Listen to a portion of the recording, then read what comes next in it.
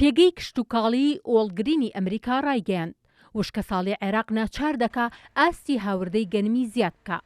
وەزارەتی کشتتوکاڵی هەرێمیش مەترسیەکی گەورەی ئاشکرا کردو و دەڵێ ئەگەری هەیە ئەم ساڵ ڕێژەی زۆری گەنم نەدورێتەوە. پێگەی کشتتوکاڵی وۆڵگرینی ئەمریکا لە راپۆرتێکیدا بڵاوی کردوتەوە وشکە ساڵی گورزی گەورە لە بەرهەمی کشتتوکاڵی عێراق دەدا و بە کاریگەری وشکە ساڵی بەرهەمی دروێنەی گەنم و جۆی ئەم ساڵ با ڕێژەی 150 کەم دەکا. پێگەکە ڕوونی کردوتەوە بەرهەمی وەرزی دروێنەی ساڵی 2021 بۆ 2022 5 ملیۆن و 500 هزار تۆن گەنموجۆ بووە، بەڵام پێشبینی دەکرێت بۆ ئەم ساڵ بەرهەمی گەنموجۆی عێراق کەم ببێتەوە بۆ 3 ملیۆن و 250 هزار تۆن.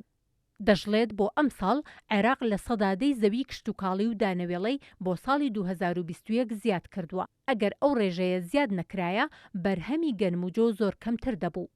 لای خۆشیەوە ڕێژن سدقی بەڕێوەبەری چاندن و بنەتۆ لە وەزارەتی کشتتوکاڵ ئاشکرای کردووە ئەم ساڵ بەرهەمی گەنم زۆر خراپە و ئەگەری هەیە ڕێژەی هەرە زۆری بەرهەمەکان نەدورێتەوە بەهۆی کەمی بارانەوە.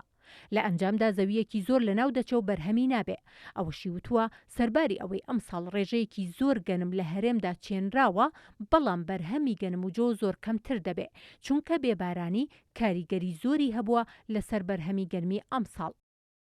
بۆ ئەم ساڵیش لە باشترین حالت ئەگەر ئەو بارانە ببارێت ئەوەی ئێستا باز دەکەن دەڵێن ئەم هەفتەیە ئینشاڵڵا بارانە لە باشترین حالت دەگاتە 400-450 هزار تۆن.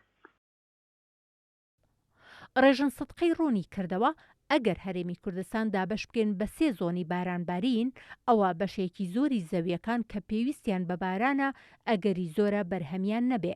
ئەگەر بڵێن هەرێمی کوردستان تەقسیم بکەین دەبۆ مسۆگەر و بڵێن نیوە مسۆگەر و نامسۆگەر نامسۆگەرەکان ئەوە بەرهەمیان نابێت بە سەراحەت. یعنی با بڵێن جنوبی هەولێر دەشتی هەولێر و ئەوانە ئەوەی ئاوی نەدابێت هیچ بەرهەمی نابێت.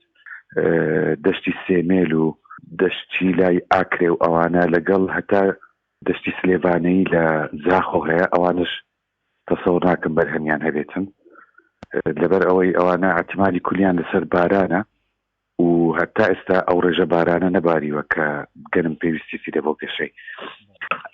منطقەی سلێمانی تۆزێک باشترە لە یعنی لە بۆ باران باشترە و دەرەجەی حرارە تۆزێک نزمتر بوو و گەنمەکە زیاتر تەحملی کەم ئاوی کردووە. ئەوان تۆزێک بەرهەمیان باشتر دەبێتن. گەرمیانیش زۆر خراپە. پێشتریش وەزارەتی کشتتوکاڵی عێراق ڕایگەیاند بوو بۆ پڕکردنەوەی پێداویستی ناوخۆ پشت بە گەنمی هاوردە ببەستین چونکە بەرهەمی ئەم ساڵ لە ساڵی ڕابردوو کەمتر نەبێ زیاتر نابێ.